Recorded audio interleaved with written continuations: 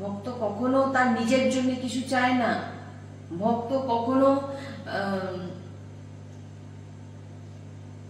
ভগবানের লীলা গুণ কীর্তন শোনানোর জন্য অর্থ চায় না। ভাবুন তো, ভগবানের চরণ সেবা কে করে?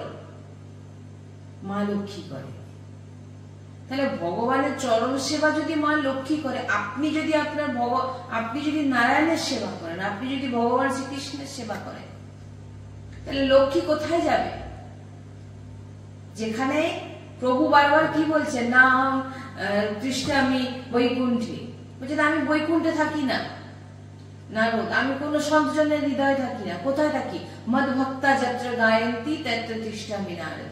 নারদ আমার ভক্ত যেখানে আমার গুণকীর্তন করে, আমার লীলাগান করে, আমার কথা উচ্চারণ করে, আমি সেখানে বিরাজমান থাকি।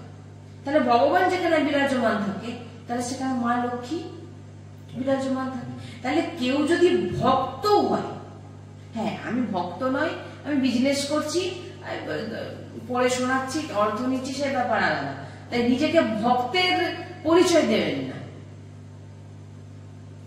ভগবানের লীলা শোনানো, এটা হচ্ছে একটি রসাস্বাদন করা। আমি 5 জনকে ভগবানের লীলা শোনাচ্ছি, এই সংসারে পেট ভর্তি করার জন্য, এই পেট ভর্তি করার জন্য একটি পিঁপড়েকে কোনো পিঁপড়ের জন্য ভগবান ব্যবস্থা করে রেখেছে, তাকে রোজগার করতে হয় না। সে মাথায় করে তার ব্যবস্থাও ভগবান করে রেখেছে, তাকে রোজগার করতে হয় না। হাতি কুইন্টাল কুইন্টাল সে খাবার খাচ্ছে, তার খাবার কোথা থেকে আসছে? কে জোগাড় করে দিচ্ছে?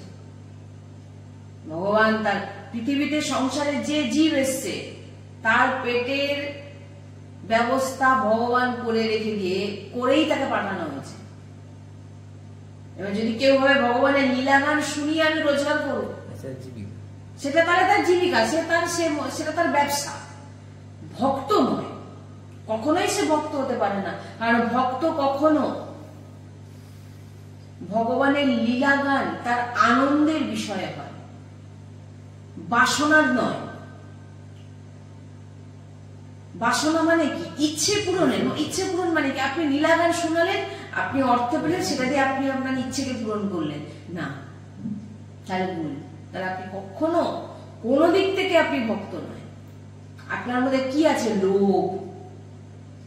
কি বললাম? মায়ার পরিবার অলরেডি বিরাজমান। কি রূপে? লোভ। এগুলো আমার বাণী নয়, মহাপুরুষজন বলছে। ভক্তের প্রার্থনা দেখ, ভগবানের লীলা, ভগবান বলছেন যেখানে আমার গুণগান হয় সেখানে আমি বিরাজমান থাকি। আর যেখানে ভগবান বিরাজমান থাকে, যিনি ভগবানের লীলা গান করছেন, যিনি ভগবানের লীলা গান করাচ্ছেন, যিনি শুনছেন, তিনাদের কখনো কোনোদিন পেটের অভাব হবে না। আর ভক্ত কি চায়? একটা বস্ত্র আর ভগবানের ভজন করবার জন্য যতটুকু পেটে দেওয়ার প্রয়োজন ততটুকুই ভক্ত চায়, এর বেশি চায় না। ওই জন্য ভক্ত নিজেকে বলার আগে 5 বার ভাববে যে আমার মধ্যে মায়ার পরিবার আছে নাকি, তারপরে নিজেকে ভক্ত বলবে। ভগবানের লীলা হচ্ছে ভক্তের আহার। বলে তৃপ্তি পাচ্ছে, শুনে তৃপ্তি পাচ্ছে, সেখানে অর্থ কোথা থেকে আসবে? অর্থের ভাবনা কি করে জাগ্রত হতে পারে? এবারে কেউ যদি এসে বলে আমাদের তাহলে চলবে কি করে?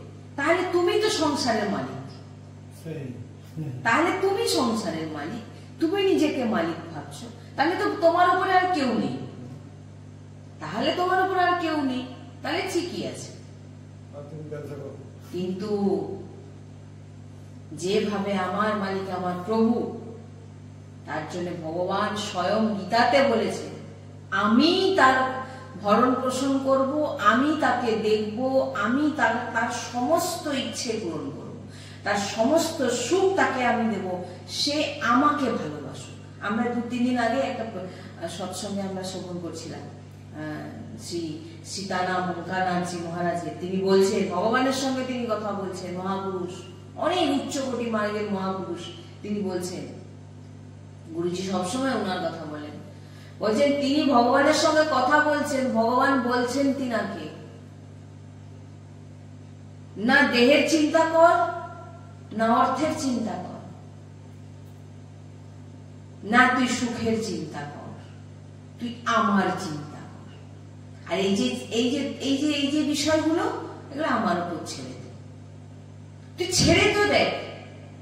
ভগবান স্বয়ং বলছেন সত্যি, তিনি বলছেন, মহারাজ বলছেন আমাকে ভগবান বলছেন যে তোমরা এইগুলো করো।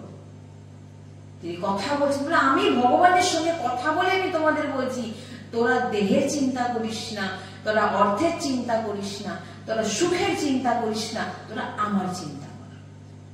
তাহলে যদি ভগবান গীতাতেও যদি বলেছেন যে আমার চিন্তা কর, আমার চিন্তা কর, ভগবান কর্ম করতেও বলেছে, কর্ম ভগবানকে অর্পিত করে দিতে বলেছে, কিন্তু ভগবান বারবার অর্জুনকে ভগবান যুদ্ধ করতেও বলছেন। আবার ভগবান কি বলছেন, যুদ্ধ করতে করতে তুই আমার স্মরণ কর। কেন না, তুই কি মানবি? অর্জুন কি মানবে? তাদের অলরেডি তাদের মৃত্যু হয়ে গেছে। অর্জুন, তোমাকে তো একটা যাত্রায় যেমন নাটক হয় না, নাটকে তোমাকে জাস্ট দাঁড় করানো হয়েছে, অলরেডি সব। তাহলে মালিক তুমি সাহায্য, তুমি মালিক কোথা থেকে? তুমি তুমি তুমি কোনোদিন জেনেছো? তুমি যে নিজেকে ভাবছো যে আমরা এত কষ্ট করে শাস্ত্র অধ্যয়ন করেছি, আমরা শোনাচ্ছি, আমরা আমাদের কি পয়সার দরকার হয় না? তুমি নিজেকে মালিক ভাবছো। ভগবানের লীলা শুনিয়ে গুরুজি বলেন, কীর্তন করে লীলা গান শুনিয়ে তুমি যদি অর্থ নিয়ে নাও, তোমার সবকিছু তার কাছে চলে গেল, তোমার আর কিছু থাকলো না, তুমি বিক্রি করে দিলে। যখন এখান থেকে যাবে, যে অর্থগুলো বিক্রি করে কামিয়েছ, নাম বিক্রি করে, সে অর্থগুলো তোমার এখানেই রয়ে যাবে। তুমি যখন যাবে, খালি ব্যাগ নিয়ে যাবে। ভাই, তুমি যেখানেই থাকো, যেভাবেই থাকো না কেন, অর্থের বিনিময়ে যদি কেউ লীলা গান করেন, ভগবানের লীলা গান করেন অর্থ নিয়ে, জেনে নিতে হবে তার মধ্যে মায়ার পরিবার বিরাজমান। কি পরিবার? না লোভ, কামনা, বাসনা সব বিরাজমান। এগুলো আমার বাণী না, এগুলো আমি, কারণ আমার তো বলার সামর্থ্যই, সব মহাপুরুষদের বাণী। ভগবান যেখানে বলছেন আমি দেখবো তুমি কোথাকার মালিক এসছো, তুমি জানো তোমার কবে তোমার বাল্যকাল থেকে যৌবন চলে এসছে, তুমি নিজে জানো। আমি বলছি, যিনারা বলেন এই যে আমার চলবে কি করে, আমাদের পরিবার চলবে কি করে, এত দেবেন ভগবান না যে তোমাকে। আর লীলা কথা কখনো শুনিয়ে, ভগবানের নাম শুনিয়ে কখনো অর্থ চাওয়া, সব থেকে গুরুজি ভাগবতে সব জায়গায় নাম বলেছে, দান স্বরূপ তুমি নিতে পারো। দান দক্ষিণা সে তো দিতে, দান দক্ষিণা ব্রাহ্মণদেরকে দান দক্ষিণা দেওয়া হচ্ছে, কিন্তু এই যে অর্থের বিনিময়, আমাদেরকে তো ফোন করে জিজ্ঞাসা করে কত লাগবে। একজন কেউ বলে দেবে, যেখানে রাধা কৃপা ধামে ভক্তি রাস্তার চ্যানেলে এখানে ফোন করে সৎসঙ্গের জন্য অর্থ চেয়েছে, বলে দিক একজন যে আমি এই এতটা নিই, আমাকে এতটা অর্থের বিনিময়। এই ভাগবতিক কথা, এই যে কথা হচ্ছে, এতে যেমন কত মানুষের একটি ভাগবত কথা, একটি সৎসঙ্গ যখন কোনো ব্যক্তি করায়, অনেক ভগবানের অপার, দেখুন তারা কত কাজ পেয়ে যাচ্ছে। তাদের এমনি দেখুন প্যান্ডেলের খরচ হচ্ছে, তাতে তাদের ইনকাম হচ্ছে, তাদের পেট ভরছে। যে ফুল সাজিয়ে সাজাচ্ছে তারও ইনকাম হচ্ছে, তারও পরিবার পোষণ হচ্ছে। যে মিউজিক বাজাচ্ছে তারও পোষণ হচ্ছে। এই যে সবার যে ইনকাম হচ্ছে, কোথা থেকে হচ্ছে? একটি ভাগবত কথা থেকে হচ্ছে। আর ভাগবত কথা কে করছেন? যিনি ভগবানের পার্শ্বদ হন, তিনি ভগবানের চর্চা করেন, তিনার মাধ্যমে এত লোকের পেট ভর্তি হচ্ছে। তো তিনাকে চিন্তা করতে হবে। বলুন, এখানে আমাদের কাছে আমি জানি না, কিন্তু আপনি যখন উত্তরপ্রদেশের দিকে চলে যাবেন, বৃন্দাবনের দিকে চলে যাবেন, ওখানে এক একটা প্যান্ডেল হয় বিশাল বিশাল, অনেক যে বাদ্যযন্ত্র অনেক কিছু থাকে, অনেক অনেক টাকার ব্যাপার থাকে ওখানে, বিভিন্ন রকম সাজানো, সবার পেট ভর্তি হচ্ছে। তাহলে তুমি ভগবানের লীলা হাজার হাজার লাখ লাখ লোককে শোভন করাচ্ছ, হাজার হাজার লোকের পেট ভর্তির রাস্তা তৈরি করে দিচ্ছ, তাহলে তোমার কি করে খারাপ হতে পারে? বুঝুন কথাটা, বুঝতে পারছেন? তাহলে তোমার খারাপ কি করে হতে পারে? তোমাকে চাইতে হবে না, ভগবান তোমার ঝুলি এমনি ভরে দেবে। তাই জন্যই বলছি, তুমি জানো যে তুমি যে নিজেকে মালিক মনে করছো, আমার পরিবার কি করে বাঁচবে? তুমি যদি পরিবার নষ্ট হওয়ার থাকে, তুমি চাইলেও তোমার পরিবারকে বাঁচাতে পারবে না, তোমার সে ক্ষমতা নেই। তাই জন্য বলছেন যে তুমি জানো যে তুমি কবে বাল্য থেকে যৌবন হয়েছ, যৌবন থেকে কবে তুমি বৃদ্ধ অবস্থায় পৌঁছে গেছো, প্রথম কোন দিন তোমার চুল পেকেছিল তুমি জানো? তোমার মাথার চুল পেকেছিল তুমি জানো? বলবে না। কোন ডেট কোন তিথিতে? না, জানি না। ধীরে ধীরে তুমি বৃদ্ধ হয়ে যাচ্ছ, পরপর তোমার দাগ পড়ে যাচ্ছে, চোখে কম দেখছো, প্রথম কোন দিন তুমি কম চোখে দেখেছিলে তোমার মনে আছে? বলবে না। তুমি কিসের মালিক? তোমার একটা লোমকে তুমি যদি ঝরা হয় তাকে তুমি আটকে রাখতে পারবে না, তাহলে তুমি কিসের মালিক? তুমি কি সংসার চালাবে? ভক্ত কখনো এমন ভাবনা আসে না আমি কি করে আমার পরিবার চালাবো। ভক্তের হৃদয়ের বাণীতে এটাই আছে, ভগবানের পরিবার ভগবান চালাবে, ভগবান দেখবেন। কি কথাটা বলছি? আমাকে কর্ম করতে হবে। কর্ম মানে এই নয় ভগবানের লীলা কথাকে বিক্রি করা। কি বললাম? কর্ম, অনেক কর্ম কাজ আছে, অনেক চালাও। তুমি গুরুজি বলেন কোদাল চালাও, অনেক কাজ আছে, করো তুমি। আর ভগবানের লীলাকে তুমি আলাদা রসাস্বাদন করো, সেটা তোমার আলাদা ব্যাংক ব্যালেন্স হচ্ছে। এগুলো আমরা গুরুর কাছ থেকে, গুরুজির কাছ থেকে আমাদের প্রাপ্তি, এই সমস্ত আমরা জেনেছি। তাই বলছেন যে ভক্ত বলছেন, হে হরি, কখনো যেন না, প্রহ্লাদজি বলছেন, আমার হৃদয় যেন না কোনো বাসনা কামনা, বর যদি দিতেই হয় কোনো বাসনা কামনা যেন আমার হৃদয় না আসে। আর যে বলছে তার ভিতরেই যদি কামনা বাসনা থাকে, লোভ থাকে, তার দ্বারা যে 500 জন, 1000 জন, 1 লাখ জন শুনছেন, তারা কি করে পরিবর্তন হবে? যে বলছে তার মধ্যে তো পরিবর্তন হওয়া চাই, তবেই তো সে অন্যজন। তোমার ভিতরে সামর্থ্য না থাকলে তুমি অন্যজনকে চেঞ্জ করবে কি করে? তুমি যদি তোমার যদি সার্টিফিকেট না থাকে, তোমার কাছে লোক পড়তে এসছে, সার্টিফিকেট নেই, তোমার মধ্যে কোনো সামর্থ্য নেই, তোমার মধ্যে লোক, যেগুলো ভাগবতিক যে জিনিসগুলো আমাদের বলা হচ্ছে, কাম, ক্রোধ, লোভ, মদ, মৎসর, এগুলো যার মধ্যে আছে তারা কিন্তু সাংসারিক ব্যক্তি। যার মধ্যে মায়ার পরিবার আছে তারা হচ্ছে সাংসারিক ব্যক্তি। যাদের মধ্যে মায়ার পরিবার নেই তারা হচ্ছে ভাগবতী, তারা ভগবৎ স্বরূপ। তাদের দর্শনে, তাদের স্পর্শনে, তাদের বচনে তোমার পরিবর্তন হয়ে যাবে। কেন বলেছে? কেন আপনি এক্ষেত্রে সিরিয়ালে একজন সাধু সন্তকে দেখে আপনার ভিতরে যে ভাবনা জাগ্রত হয় না, সেটা প্রকটে একজন সাধু সন্তকে দেখলে আপনার স্বতঃ আপনার 2 হাত উঠে যাবে। কেন? তিনার ভিতরে সেই জিনিস, যে সিনেমায় যাকে দেখছে তার ভিতরে কাম, ক্রোধ, লোভ, মদ, মৎসর, হিংসা সব পরিবার ভর্তি, তাকে দেখলে আপনার ভিতরে কোনো ভাবনা জাগ্রত হবে না। কিন্তু যখনই আপনি এই সমস্ত ত্যাগী মহাপুরুষকে দর্শন করবেন, তখন আপনার 2 হাত, কারণ ভিতরে বিরাজমান যে ভগবান আছেন তিনি কিন্তু চিনতে পেরে যান এ হচ্ছে আমার ভক্ত। হাত কখন ওঠে?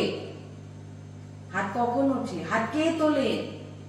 যে বিরাজমান ভগবান সঙ্গে সঙ্গে তার ভক্তকে প্রণাম জানায়।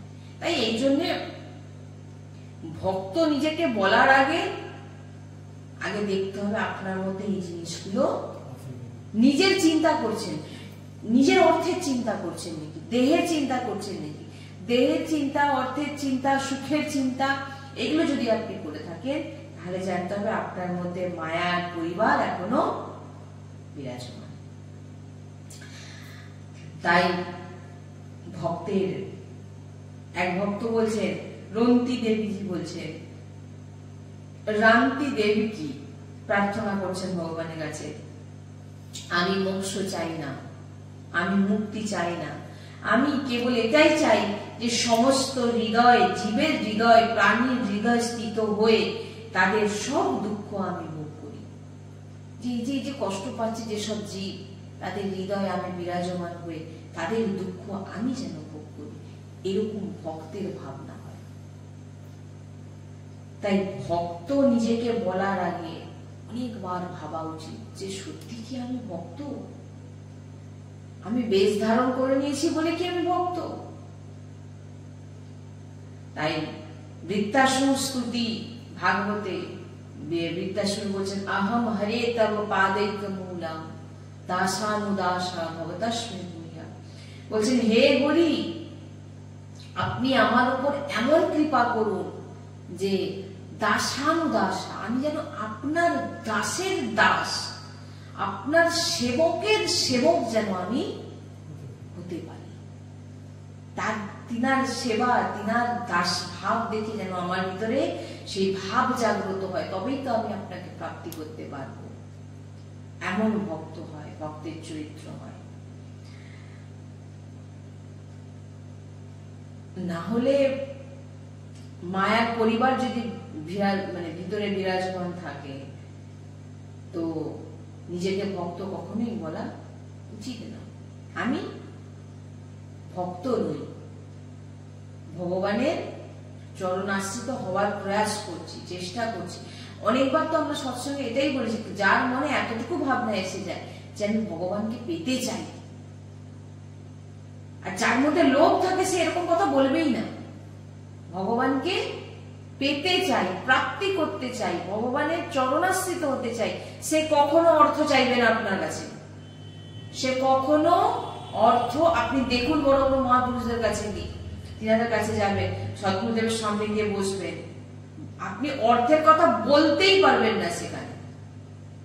মহাপুরুষদের সামনে গেলে যে তিনাদের যে এই যে লোভহীন, তিনাদের যে ঢাঁচা, হ্যাঁ, ভগবত পার্শ্বদ তিনারা, এই জন্য বলে কেন ভগবত পার্শ্বদ বলা হয়। আপনি এই যে তিনাদের সামনে লোভের কোনো অর্থের কথা বলতেই পারবেন না। লোভ যার ভিতরে আছে, নিজের ভরণ পোষণের চিন্তা যার আছে, সে ভক্ত কি করে হতে পারে? কারণ আমরা গুরুজির মুখে শুনেছি যে ভগবান বলছে, আমার চিন্তা করো, আমি তোমার চিন্তা করো, তুমি আমার চিন্তা করো, আমি তোমার সব দায়িত্ব নেব। আমি শুধু তোমার নয়, তোমার গত 7 পিঢ়ি আর আসছে পিঢ়ি, 7 আর এপাশে 14, 21 পিঢ়ি, মানে আসছে 14 পিঢ়ি আর গত হয়ে গেছে 7 পিঢ়ি। তুমি আমার চিন্তা করলে শুধু তোমাকে দেখবো না আমি, তোমার পরিবারকে শুধু নয়, তোমার গত যারা নেই সে 7 পিঢ়ি উদ্ধার আমি করব, আর আসবে নেক্সট জেনারেশন 14 পিঢ়ি আমি দেখবো, টোটাল 21 পিঢ়ি আমি দেখব। আমি তোমার পুরো দায়িত্ব নিচ্ছি। তাহলে এবারে বলুন, আপনি কি চাইবেন? আমি ভগবত লীলা করছি, লীলা কথা করতে যাব, তার জন্য আমাকে ফোন করে বলে তো যে সৎসঙ্গ করাবো, কত লাগবে। আপনি দান করুন, আপনি দান করুন, আপনাকে কেউ দান করছে, আপনি দান নিন, কিন্তু লীলা শুনিয়ে অর্থ নেব, এটা তো হাত জোড়ো করে, মানে এটা কখনো করা উচিত না। এত বলছেন যে একজন ব্রজের এক মহাপুরুষের কাছে শুনেছিলাম, উনি বলছেন শ্রী রাধা রমনজি এখন বর্তমানে যিনি সেবক, তিনি তিনার শ্রীমুখে শুনেছিলাম, তিনি বলছেন তুমি কি মন্দির নির্মাণ করবে? তুমি কি মন্দির নির্মাণ করবে? মন্দির তোমার পরিবার চালাবে। কিরকম? একটি মন্দির নির্মাণ করার জন্য কি লাগে? ইট লাগে, পাথর লাগে, অনেক কিছু লাগে। মন্দির নির্মাণের জন্য যেখান থেকে আপনি যা যা নিয়ে আসছেন, তাদের পরিবার সেই অর্থে পোষণ হচ্ছে না? তিনি বলছেন ভগবানের যে পোশাক যেখান থেকে বানানো হচ্ছে, বানিয়ে নিয়ে আসা হচ্ছে, সেই যে বস্ত্র, সেই বস্ত্রের যে কোম্পানি, তারা সেখান থেকে অর্থ উপার্জন করছে না? তুমি কি মন্দির নির্মাণ করবে? তুমি কি ভগবানের মন্দির নির্মাণ? সব ভগবান করছেন। ভগবান তোমার মাধ্যম দিয়ে পুরো যে অনেক যারা আছে, যারা ভগবত পথেও নেই, তিনাদের কাছ থেকে যে ভগবানের যত গয়না গাটি ইত্যাদি, এইগুলো যে সব যে কেনা হচ্ছে কারণ কোনো ভক্তের মাধ্যম দিয়ে, এগুলো সব ভগবান করান। এগুলো কোনো ব্যক্তি দ্বারা হয় না। এগুলো ভগবান তার বুদ্ধির মধ্যে বসে সে সমস্ত কিছু করান এবং তাদের পরিবারকে পুরোপুরি পোষণ করছেন। কে করছেন? ভগবান। ভগবান কাজ দিচ্ছেন না ওদের? দিচ্ছেন না। তিনি বলছেন এইগুলো, আমি তিনার কথাই বলছি। উনি এরকম যে ভগবান তুমি কি মন্দির নির্মাণ করবে? মন্দির তো ভগবান করে, কোনো একজনকে মাধ্যম করে, তিনাকে দিয়ে আরেকজন কাউকে মাধ্যম করেন, তিনার কাছ থেকে নিচ্ছে আর কাউকে দিচ্ছে, কারো কাছ থেকে আবার নিচ্ছে, সমস্ত কিছু ভগবান করে। তুমি কি করবে?